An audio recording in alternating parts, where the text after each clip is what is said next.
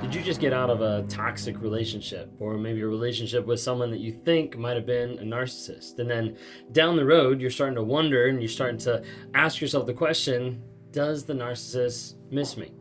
What is actually going on there? Because you have a lot of emotions, you have a lot of feelings of like missing them, but what's it actually look like from their perspective?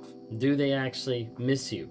Why they keep trying to come back in your life, or why do they not come back in your life? Time and time again, questions of Hoover, not Hoover, do they care, do they love? All these type of questions will plague your mind after you've been with a narcissist. But one of the ones that a lot of people bring up that I want to address is, does the narcissist miss me? Well, today I want to dive into three different things. Three things that the narcissist misses of like you, and then three things the narcissist doesn't miss about you. So stick around, we're going to dive into that.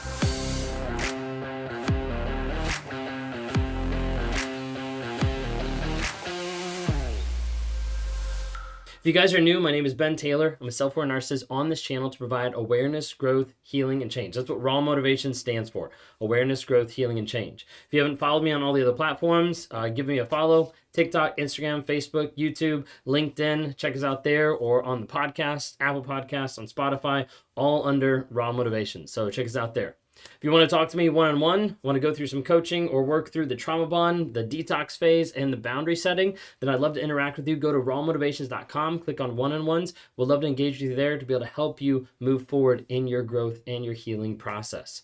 A lot of times you need community. You need people that are going to help you move forward in that. Not just a coach, not just a therapist, but just peers. You know, people that have been through the same amount of stuff that you've been through, that know and acknowledge and understand where you're coming from.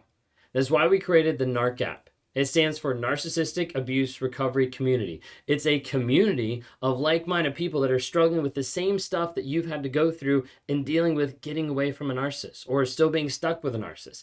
A lot of people interact on there to be able to get encouragement, gain advice, have support, all different types of things. Plus, new courses that we're dropping as often as we can. We have a new one that just came out recently, going through narcissistic terminology and be able to understand some of the little things that we talk about on a day-to-day basis inside the course. You can track your growth, you can track your journaling, you can track your no contact with the narcissist, and then join on the weekly lives and the monthly coaching calls where we bring people all across the globe to help you and to help encourage you as you continue to heal, grow, and change.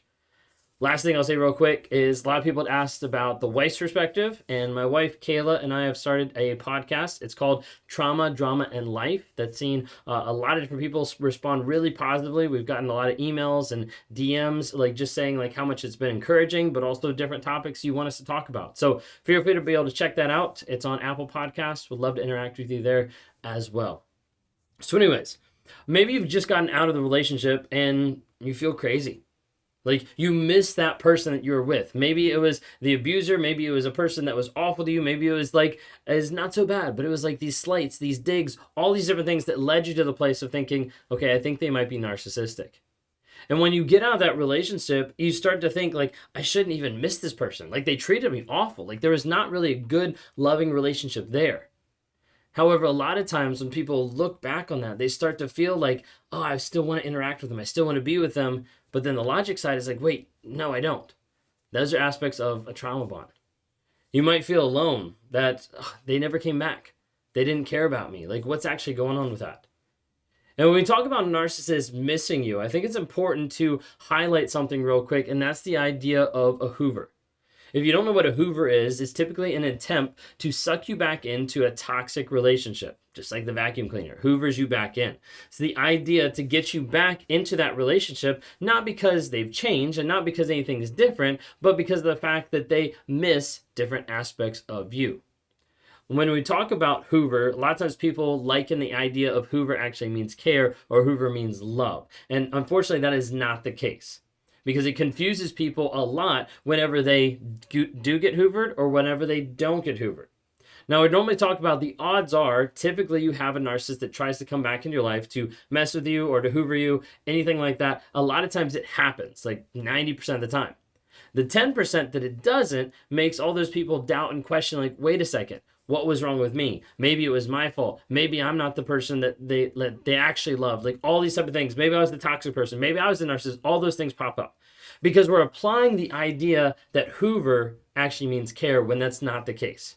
Okay, if Hoover meant care, then that person would come back into your life as a changed person and continue to live that change out on a day-to-day basis. Narcissists don't do that. They'll change for a period of time, or they'll pretend to change for a period of time, and then revert right back to regularly scheduled program of their abuse. A Hoover doesn't mean care. A Hoover actually means control. It's typically a narcissist is upset, mad, frustrated because you have taken back your control, you have taken back your power, and they no longer have control and dominance over you. When we're talking about a narcissist missing you, I'm going to use an illustration that I got from a comment on TikTok that I absolutely love. Started to use it a lot to be able to help people understand. When you order food and you get it delivered to your house, say a pizza or say DoorDash or something like that, it gets delivered to your house and then that person who delivered it walks away, you don't immediately think, man, I miss that person. What you would think is like, man, I miss my food because that person never showed up. There's a difference there. And a lot of times people think that the narcissist is sitting back there being like, man, I miss that person, when in reality, narcissists are missing what you brought to the table. You see, you have to understand, just like you wouldn't miss a DoorDash driver, you'd miss what they provide. You don't actually miss the person who showed up and brought it to your door. What you have to realize is narcissists care about what you bring them, not who you are. So we're going to talk about 3 things that narcissists miss in you in these ways, okay? 3 things that narcissists miss in you, okay? Number 1 is they miss the high. They miss the excitement of being able to manipulate and control another person. It becomes an addiction. You see, when we talk about supply, narcissists oftentimes get to the place where they're very much addicted to supply. That does not mean codependent. What that means is an actual addiction of like wanting to make sure that this person is actually serving them. This person is fulfilling their needs. This person is meeting my entitlement. That's the idea. But they miss that high of like, man, this person made me feel this way, and it's all about me. It's not about the other person. It's not about a loving relationship or connectedness. It's like, know what I got out of it. The second thing that they'll miss is they miss the image. They miss a lot of times how you made them look. Maybe you look really great and they're like, wow, this person is a catch. And I get to show all my friends and family how amazing of a person I am to get a person like that. Maybe you have status. Maybe you have a high job or like something that like gives you authority. You're in a high level job, position, society, whatever it might be, and they miss that image. And oftentimes they want to be able to be with a person that makes them look a certain way, that makes them look and feel a certain way. Third thing that they miss is really simple. A lot of times they miss the money. A lot of times they miss what they got from you.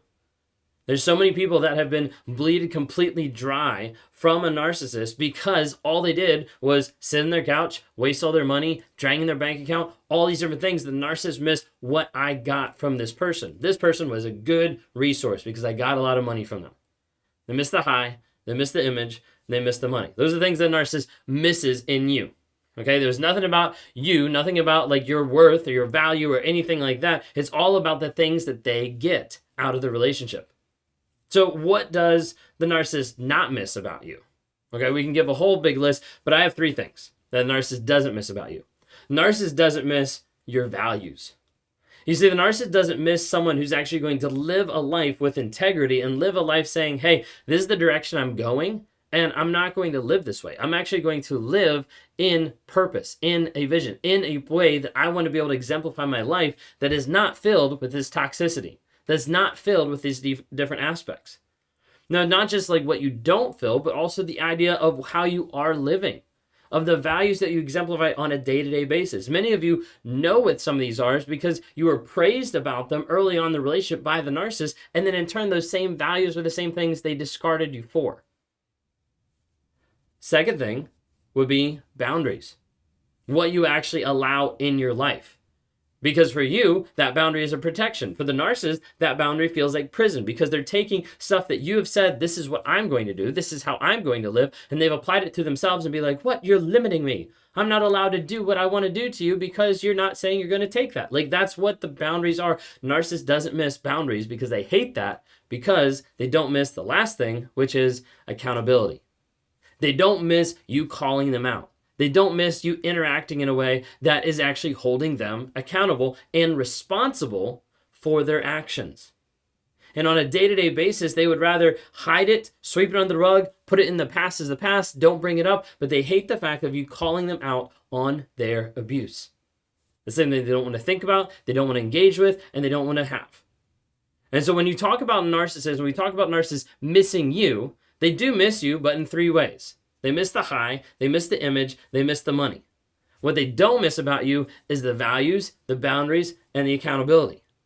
And when you're struggling with that idea of like they miss me or they don't miss me, or you're struggling with the idea of like I miss them and I want to go back, what you're probably dealing with is an aspect of a trauma bond. Is an aspect of like, why do I keep going back? And if you stick around later today, we're going to be going over narcissist magnets, why you are attractive to the narcissist.